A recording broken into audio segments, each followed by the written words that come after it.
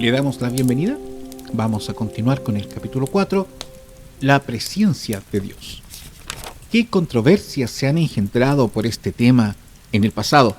Pero, ¿qué verdad de la Sagrada Escritura hay que no haya sido ocasión de batallas teológicas y eclesiásticas? La deidad de Cristo, su nacimiento virginal, su muerte expiatoria, su segundo advenimiento, la justificación, la santificación, la seguridad del creyente, la iglesia, su organización, sus oficiales, la disciplina, el bautismo, la cena del Señor y muchas otras verdades preciosas que se puedan mencionar. Sin embargo, las controversias que se han librado sobre ellos no cerraron la boca de los fieles servidores de Dios. ¿Por qué entonces deberíamos evitar la irritante pregunta acerca del previo conocimiento de Dios? Porque, por cierto, hay algunos que nos acusarán de fomentar la disensión. Dejemos que otros disputen si lo desean. Nuestro deber es dar testimonio de acuerdo con la luz que nos fue concedida. Nuestro siguiente título: Error disipado. Hay dos cosas relacionadas con la presencia de Dios, acerca de las cuales muchos ignoran: el significado del término y su alcance escritural. Debido a que esta ignorancia es tan extendida, es fácil para los predicadores y maestros encajar en las perversiones acerca de este tema, incluso por encima del pueblo de Dios.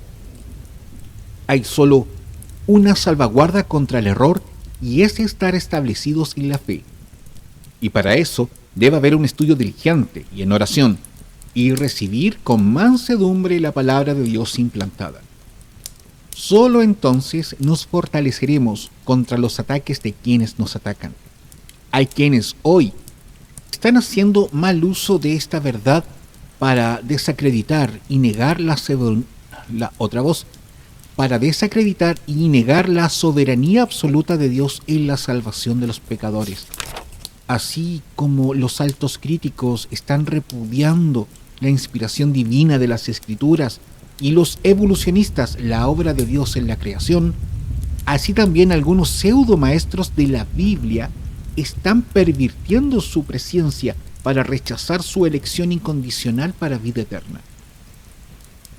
Cuando se expone el solemne y bendito tema de la preordenación divina, cuando se expone la elección eterna de Dios de ciertas personas que se conformarán a la imagen de su Hijo, el enemigo envía a algún hombre para argumentar que la elección se basa en la presencia de Dios, y este previo conocimiento se interpreta como que Dios previó que algunos serían más dóciles que otros, que responderían más fácilmente a los esfuerzos del Espíritu, y que debido a que Dios sabía que creerían, Él, en consecuencia, los predestinó para salvación. Pero tal afirmación es radicalmente errónea, pues repudia la verdad de la depravación total, porque argumenta que hay algo bueno en algunos hombres. Quita la independencia de Dios porque hace que sus decretos descansen sobre lo que descubre de la criatura. Cambia completamente las cosas porque al decir que Dios previó que ciertos pecadores creerían en Cristo y que, debido a esto, Él los predestinó para salvación, es todo lo contrario de la verdad. Las Escrituras afirman que Dios, en su absoluta soberanía, seleccionó a algunos para que fueran receptores de sus favores distintivos, Hechos 13:48, y por lo tanto determinó otorgarles el don de la fe. La falsa teología hace que la presencia de Dios acerca de nuestra fe sea la causa de su elección para salvarnos, mientras que, en realidad, la elección de Dios es la causa y nuestra fe en Cristo el efecto. Siguiente título: La verdad proclamada. Antes de continuar con nuestra discusión sobre este tema tan incomprendido, detengámonos y definamos nuestros términos. ¿Qué quiere decir previo conocimiento? Presencia. Conocer de antemano es la respuesta inmediata de muchos. pero no debemos sacar conclusiones precipitadas, ni debemos recurrir al diccionario Webster como último tribunal de apelación, pues no se trata de etimología del término empleado. Lo que se necesita es descubrir cómo se usa la palabra en las Escrituras. El uso que hace el Espíritu Santo de una expresión siempre define su significado y alcance. Es la falta de aplicación de esta sencilla regla la responsable de tanta confusión y error. Muchas personas suponen que ya conocen el significado de cierta palabra usada en las Escrituras y luego son demasiado imprecisos para poder probar sus suposiciones por medio de una concordancia. Ampliemos este punto. Tome la palabra carne. Su significado parece ser tan obvio que muchos lo considerarían una pérdida de tiempo buscar sus diversas conexiones en las Escrituras. Se asume apresuradamente que la palabra es sinónimo de cuerpo físico, por lo que no se realiza ninguna investigación. Pero, de hecho, carne en la Escritura con frecuencia incluye mucho más de lo que es corpóreo. Solo puede determinarse mediante una comparación diligente de cada aparición del mismo y mediante un estudio de cada contexto por separado. Tome la palabra mundo. El lector promedio de la Biblia imagina que esta palabra es el equivalente para la raza humana y, en consecuencia, muchos pasajes donde se encuentra el término se interpretan erróneamente. Tome la palabra inmortalidad. Seguramente esta no requiere estudio. Obviamente, hace referencia a la indestructibilidad del alma. Ah, mi lector, es una tontería y un error asumir algo con respecto a la palabra de Dios.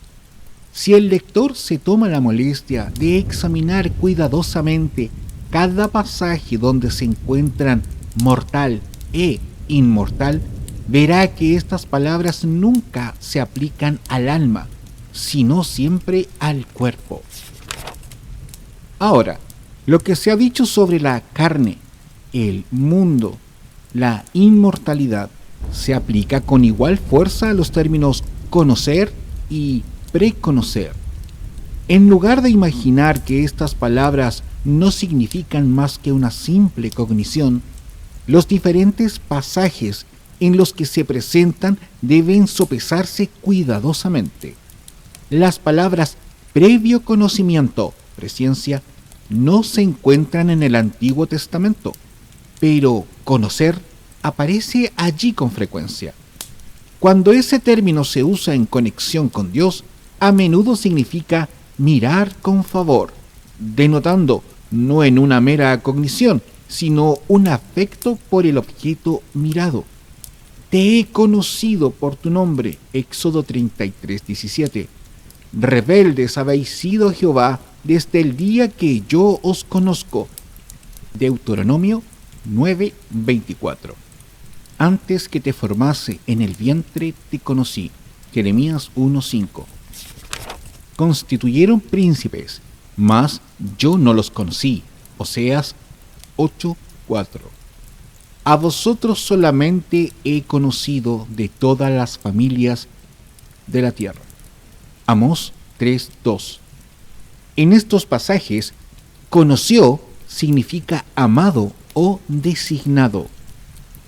De la misma manera, la palabra conocer se usa con frecuencia en el Nuevo Testamento, en el mismo sentido que en el Antiguo Testamento. Y entonces les declaré, nunca os conocí. Mateo 7:23. Yo soy el buen pastor y conozco mis ovejas, y las mías me conocen. Juan 10:14. Pero si alguno ama al Señor, es conocido por él. Primera de Corintios 8:3. Conoce el Señor a los que son suyos. Segunda de Timoteo 2:19. Siguiente título: la presencia definida. Ahora, el término presencia, tal como se usa en el Nuevo Testamento, es menos ambiguo que en su forma simple conocer. Si cada pasaje en el que aparece se estudia cuidadosamente, se descubrirá que es un punto discutible que haga referencia a la mera percepción de eventos que ocurrirán. El hecho es que la presciencia nunca se usa en las escrituras con relación a eventos o acciones. En cambio, siempre hace referencia a personas. Se dice que Dios previamente conoce a las personas, no las acciones de esas personas. Como prueba de esto, citaremos ahora cada pasaje donde se encuentra esta expresión. La primera aparición está en Hechos 2:23. Allí leemos: a este, entregado por el determinado consejo y anticipado conocimiento, presciencia de Dios, prendisteis, matasteis por manos de inicuos, crucificándole. Si se presta especial atención a la redacción de este versículo, se verá que el apóstol no estaba allí hablando del previo conocimiento de Dios acerca del acto de la crucifixión, sino de la persona crucificada, a este Cristo entregado por. La segunda aparición está en Romanos 8, 29, 30. Porque a los que antes conoció, también los predestinó para que fuesen hechos conforme a la imagen de su Hijo, para que Él sea el primogénito entre muchos hermanos. Y a los que predestinó, a estos también llamó. Fíjese bien en el pronombre que se usa aquí. No se trata de aquello que previamente conoció, sino a quien previamente conoció. No se trata de la redención de las voluntades de estas personas, ni de la fe de sus corazones, sino de las personas mismas de las cuales habla. No ha desechado Dios a su pueblo, al cual desde antes conoció. Romanos 11:2. Una vez más, la clara referencia es a las personas y solo a las personas. La última mención se encuentra en Primera de Pedro 1:2.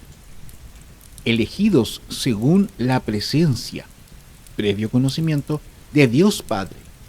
¿Quiénes son elegidos según la presencia, previo conocimiento, de Dios Padre?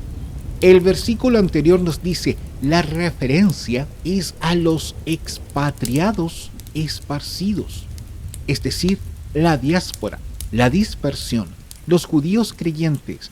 Por lo tanto, aquí también la referencia es a las personas y no a sus actos previstos. Ahora, en vista de estos pasajes, que son los únicos, ¿qué base escritural hay para que alguien diga que Dios conoció de antemano los actos de ciertas personas, es decir, su arrepentimiento y fe, y que debido a esos actos los eligió para salvación? La respuesta es absolutamente ninguna. Las escrituras nunca hablan del arrepentimiento y la fe como previstas o preconocidas por Dios. Verdaderamente, Él sabía desde toda la eternidad que algunos se arrepentirían y creerían. Sin embargo, esto no es a lo que las escrituras se refieren como el objeto del previo conocimiento de Dios. La palabra se refiere uniformemente al previo conocimiento de Dios de personas. Entonces retengamos la forma de las sanas palabras. Segunda de Timoteo 1:13. Otra cosa a la que deseamos llamar especial atención es que los dos primeros pasajes citados anteriormente muestran con claridad y enseñan implícitamente que la presencia de Dios no es el causante de los hechos, sino que hay algo más que se encuentra detrás, que lo precede, y que ese algo es su propio decreto soberano. Cristo fue entregado por el 1. Determinado consejo y 2. Anticipado conocimiento, presencia de Dios. Hechos 2:23. Su consejo o decreto fue la base de su previo conocimiento. Y, nuevamente, en Romanos 8:29, Ese versículo se abre con la palabra porque, que nos dice que miremos hacia atrás, a lo que precede inmediatamente. Entonces, ¿qué dice el versículo anterior? Esto: todas las cosas les ayudan a bien, esto es, a los que conforme a su propósito son llamados. Romanos 8:28. Por lo tanto, la presencia de Dios se basa en su propósito o decreto. Ver Salmos 2:7. Dios previamente conoce lo que será porque Él ha decretado lo que será. Por lo tanto, es una inversión del orden de las Escrituras. Es poner el carro delante del caballo para afirmar que Dios elige porque previamente conoce a las personas. La verdad es que lo conoce de antemano porque Él lo ha elegido. Esto elimina la base o la causa de la elección como algo que depende de la criatura y la ubica en la voluntad soberana de Dios. Dios se propuso en sí mismo elegir a ciertas personas, no por algo bueno en ellas o proveniente de ellas, ya sea real o previsto, sino únicamente por su propia mera voluntad. En cuanto al por qué eligió a los que eligió, no lo sabemos y solo podemos decir: sí, Padre, porque así te agradó. Mateo 11:26. La clara verdad en Romanos 8:29 es que Dios, antes de la fundación del mundo, eligió a ciertos pecadores y los designó para salvación. Segunda de Tesalonicenses 2:13. Esto queda claro a partir de las palabras finales del versículo: los que predestinó para que fuesen hechos conforme a la imagen de su Hijo. Dios no predestinó a aquellos a quienes Él previó que fueran conformes, sino por el contrario, a aquellos a quienes preconoció, es decir, amó y eligió. A estos predestinó para ser hechos conformes. Su semejanza con Cristo no es la causa, sino el efecto de la presencia y la predestinación de Dios. Dios no eligió ningún pecador porque previó que creería, por la sencilla pero suficiente razón de que ningún pecador cree hasta que Dios le da fe, tal como nadie ve hasta que Dios le da vista. La vista es un don de Dios. Ver es la consecuencia de usar su don. Entonces la fe es un don de Dios, Efesios 2:8-9. Creer es la consecuencia de usar su don.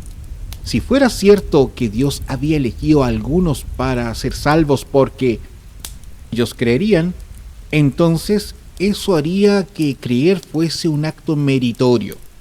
Y en ese caso, el pecador que fuere salvo tendría motivos para jactarse, lo cual la Escritura niega enfáticamente. Efesios 2:9.